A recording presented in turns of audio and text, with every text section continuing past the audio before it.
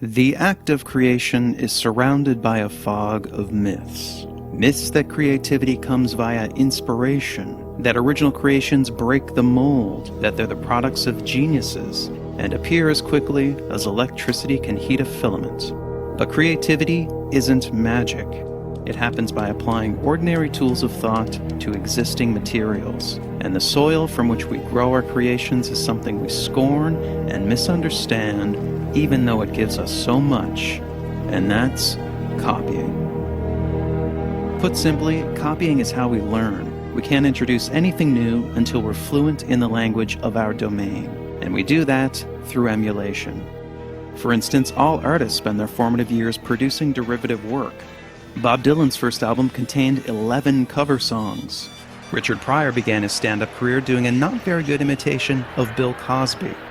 And Hunter S. Thompson retyped The Great Gatsby just to get the feel of writing a great novel. Nobody starts out original. We need copying to build a foundation of knowledge and understanding. And after that, things can get interesting.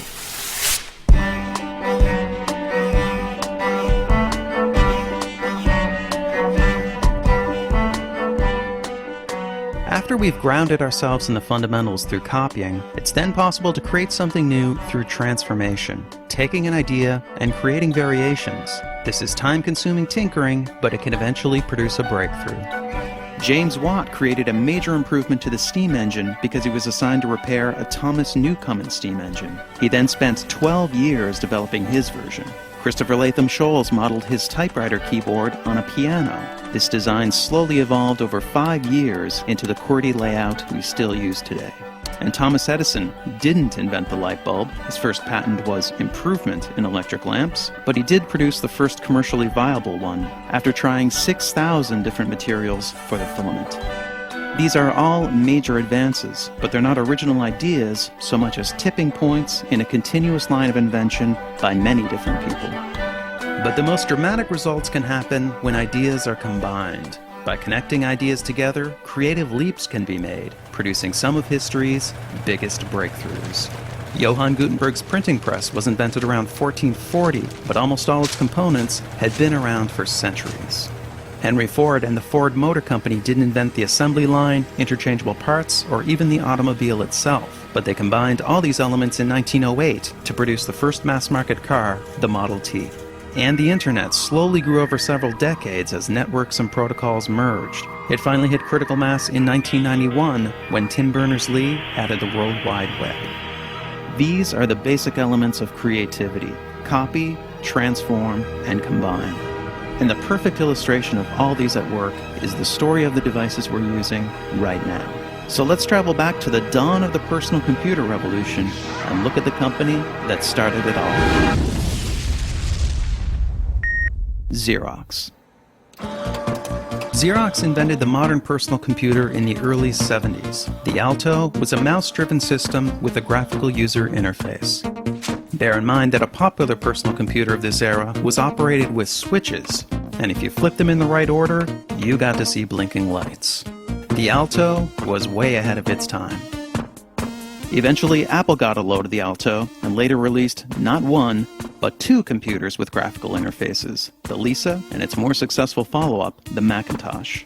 The Alto was never a commercial product, but Xerox did release a system based on it in 1981, the Star 8010.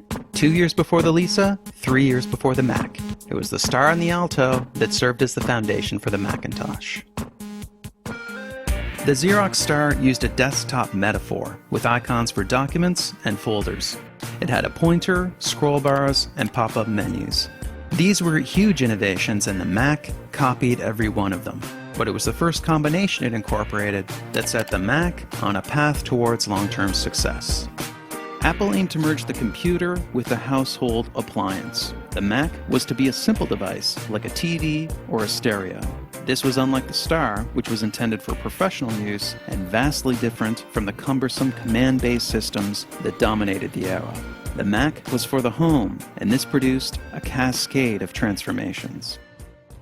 Firstly, Apple removed one of the buttons on the mouse to make its novel pointing device less confusing. Then they added the double click for opening files. The Star used a separate key to open files. The Mac also let you drag icons around and move and resize windows. The Star didn't have drag and drop. You moved and copied files by selecting an icon, pressing a key, then clicking a location.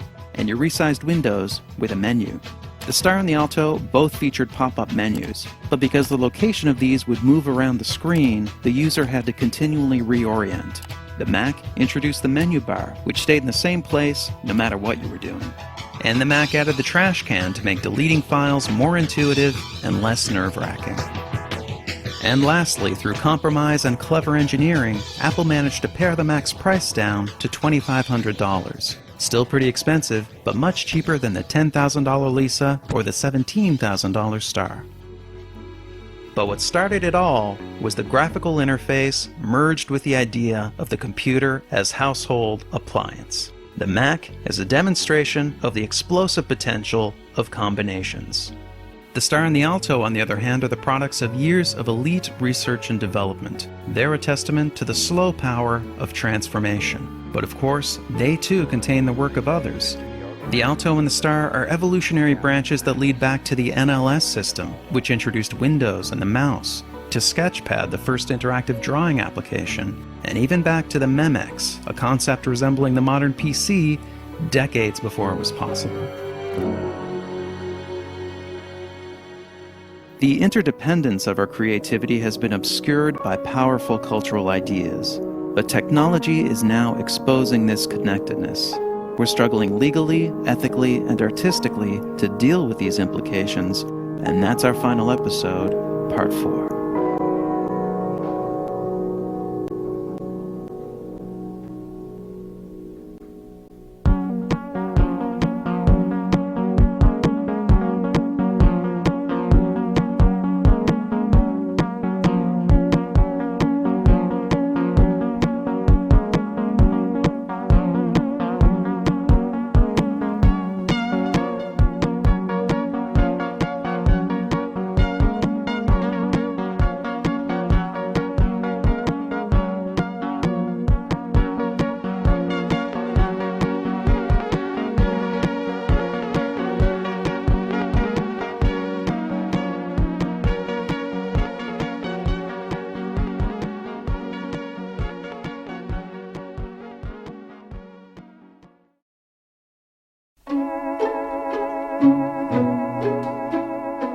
What if Xerox never decided to pursue the graphical interface? Or Thomas Edison found a different trade? What if Tim Berners-Lee never got the funding to develop the World Wide Web? Would our world be different? Would we be further behind? History seems to tell us things wouldn't be so different. Whenever there's a major breakthrough, there's usually others on the same path. Maybe a bit behind, maybe not behind at all. Isaac Newton and Gottfried Leibniz both invented calculus around 1684. Charles Darwin proposed the theory of evolution by natural selection, but Alfred Russel Wallace had pretty much the same idea at pretty much the same time. And Alexander Graham Bell and Elisha Gray filed patents for the telephone on the same day. We call this multiple discovery, the same innovation emerging from different places. Science and invention is riddled with it, but it can also happen in the arts. In film, for instance, we had 3 Coco Chanel movies released within 9 months of each other. Around 1999, we had a quartet of sci-fi movies about artificial reality. Even Charlie Kaufman's unusually original film, Synecdoche, New York, bears an uncanny resemblance to Tom McCarthy's novel, Remainder. Both are the stories of men who suddenly become wealthy and start recreating moments of their lives, even going so far as to recreate the recreations. And actually, the video you're watching, was written just before The New Yorker published a Malcolm Gladwell story about Apple, Xerox, and the nature of innovation. We're all building with the same materials. Sometimes by coincidence we get similar results, but sometimes innovations just seem inevitable.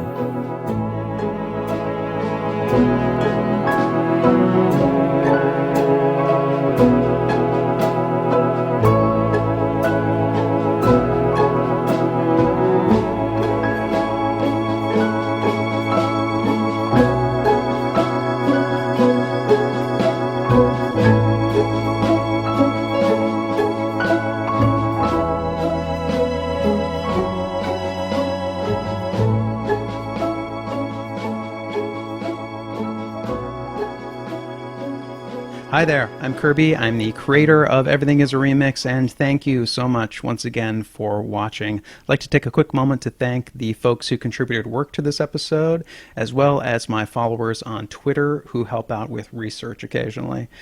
For the last time, financial donations are very much appreciated. Welcome. They really do help make this work. So if you're in a position to donate, please visit the donate page of the website and contribute whatever the series is worth for you. Also consider visiting the sources and references pages of the website and buy some of the books and music and movies that are there. That's the work that I'm building upon in this series, and those folks could certainly use your support as well. Lastly, come see me live. I have speaking engagements coming up. Check out the website for details. If you'd like to book me for a speaking engagement, email me at talks@everythingisaremix.info. That's it. Tune in next time for the exciting conclusion of Everything is a Remix and also an exciting announcement. All right. Take care, folks. Bye-bye.